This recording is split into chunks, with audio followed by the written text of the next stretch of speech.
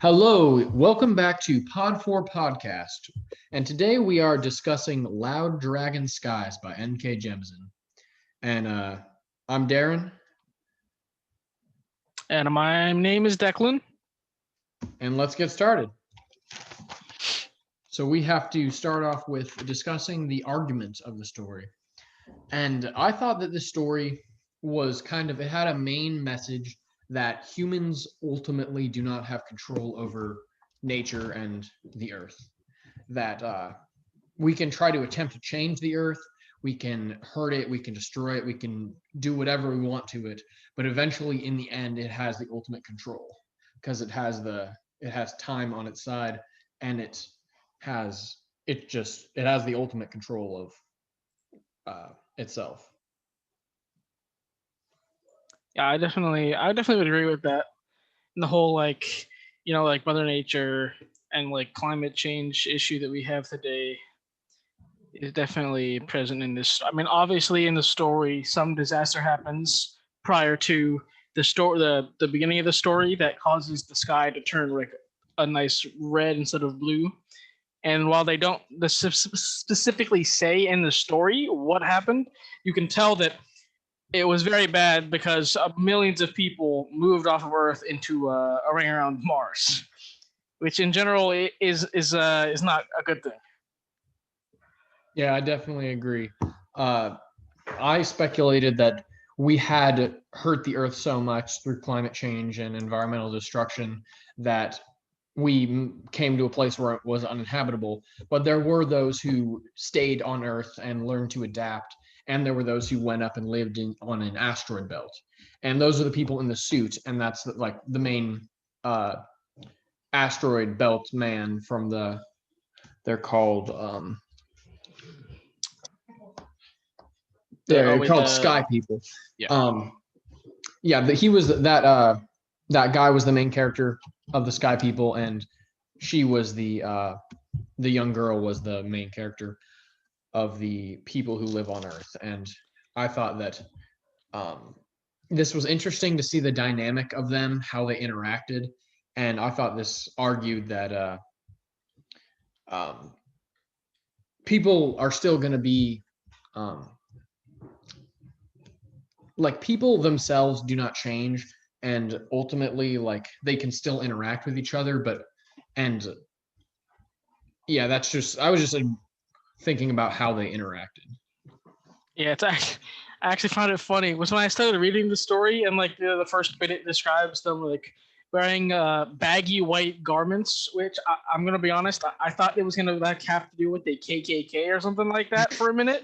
Because I was reading, I'm like, oh god, I'm like, oh, and then there's sky people, like, oh, okay, Yeah. Oh, I was like, oh, okay, yeah, yeah, yeah. did that, and then yeah, but and the thing is like, yeah, I think like once they had already like basically destroyed the Earth, or at least had done something to it. I think, I mean, in the story, they told the father like, "Oh, hey, we want to like launch a rocket and we can fix everything in like a day." And he's like, "You already messed it up enough.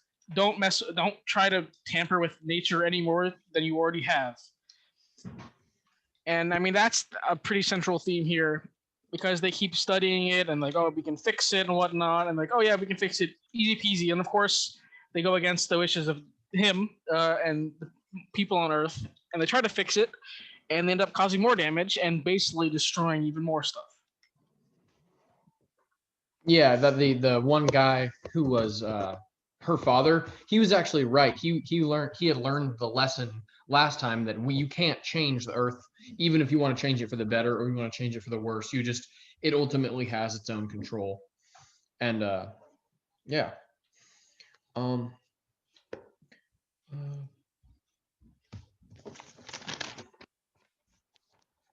yeah. Okay, do you want to talk about the genre? Sure. I mean, I'd say the genre for this is like it's still kind of like the science fiction.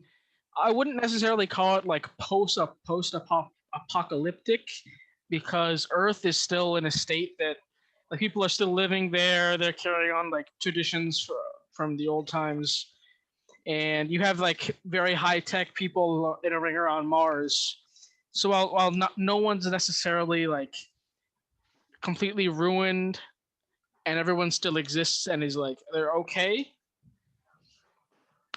I would still put it in like fiction, science fiction kind of thing, because you're still dealing with like technology beyond what we have like today, in terms of like how like them destroying the earth or trying to fix it. Like nothing we have now comes close to anything they have. Yeah. And I actually thought of something for the argument section, and it was kind of a comparison that when I was reading, I felt that the interaction between the sky people and the earth people, I felt that was kind of like Europeans and Native Americans interacting. Because Oh yeah. yeah, because like the Europeans, they have better technology and they appear smarter, but the native like not smart, but like more technologically advanced and more knowledgeable stuff like that, like science and stuff. But the people on Earth, like they, even though they have a more primitive tech, they're more primitive technologically. They have a better connection with the Earth, and like Native Americans lived for 9,000 years on in North America, but in 200 we've caused a lot of climate change, and I thought that was a interesting comparison. Yeah. And I mean, even like the people from the Sky City, like having to wear those like baggy white garments to protect themselves from like disease and stuff. I mean, it's also like a perfect like when the Europeans came to America to spread disease and stuff like that. It's the same thing, except kind of reversed, because they're in such a sterile environment in space, and they're living just on the Earth with bacteria, disease, and stuff like that. Yeah, definitely. And about the theme, I definitely agree with you that it was a sci-fi uh, theme and in a sci-fi genre. And I also felt the story was kind of cliche and that it kind of followed like a fairy tale kind of storyline that there's the independent woman and she gets swooped up by the dude um uh before everything goes bad and that it all works out in the end. And I just felt that the whole story had a kind of a cliche tone to it. Yeah, I would agree. It seemed kind of like two people that are kind of estranged from each other, and like they kind of get closer to each other, and then he obviously like he has to leave, then he shows up at the last minute and saves her, that kind of thing. I Yeah, agree with you on that. I mean, yeah, it's pretty obvious in the story. yeah. And I have a quote. She said, to kind of show that this is pretty cliche. I said the quote is, "What woman has ever been proof against such a plea from the man she loves, even if it means betraying all she holds dear? Every daughter must leave her father's house sometime, and I've never dreamt it would be like this." I climbed into his coffin with him and watched as he sealed the door shut and clung tight as the coffin lifted into the air. We were thrown, or through the coffin window, I saw us rise like a uh, something on a thermal, and my stomach jumped and my head spun, and we soared. A bird on the thermal, and we soared above the trees.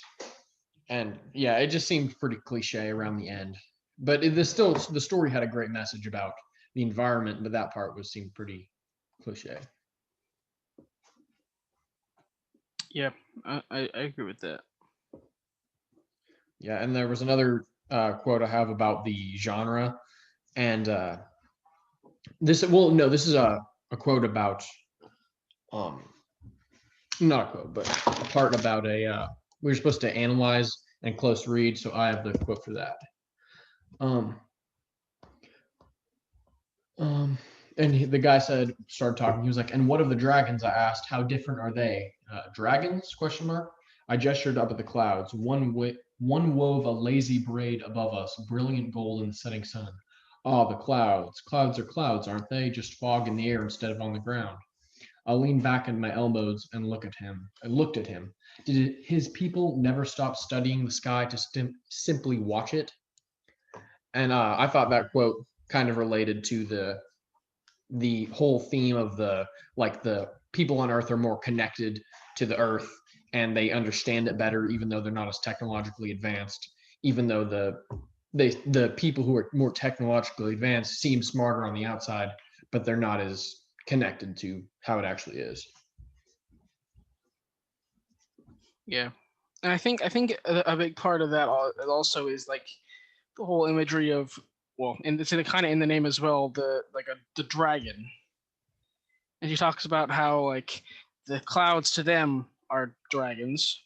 And I think here, let me try to find. I know at some part he talks about like dragons like aren't necessarily a part of like their specific beliefs because they go if they're more of a Native American, African kind of thing. But I find it interesting that he's like, oh, they're not dragons; they're just clouds, they're vapor.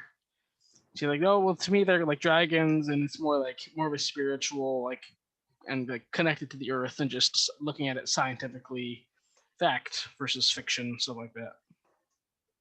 Yeah, totally. Kind of like the dragons symbolized like the Earth's power and their respect for it, but to the people who actually ended up destroying the Earth, they're just clouds. Like they don't have any meaning. And I think that's about it. Yeah, we covered everything. Okay. You got anything else, Declan? Well, actually, here I found the quote. It says, "Dragons are a human thing. It said people have dreamt of dragons in every corner of the earth." I think that also. I mean, I don't remember if we talked about this before, but like, even that quote, like, she says like dragons are a human thing, and like he says like, they're not dragons, they're clouds, and like they've kind of almost given away their humanity.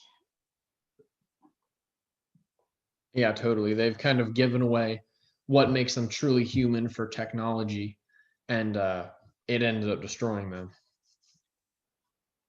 Yep. Yeah. Well, I guess we've hit 15 minutes and we've hit every requirement. Okay. So thank you for listening to the Pod 4 podcast, and we will be back with you next time. Have a good night.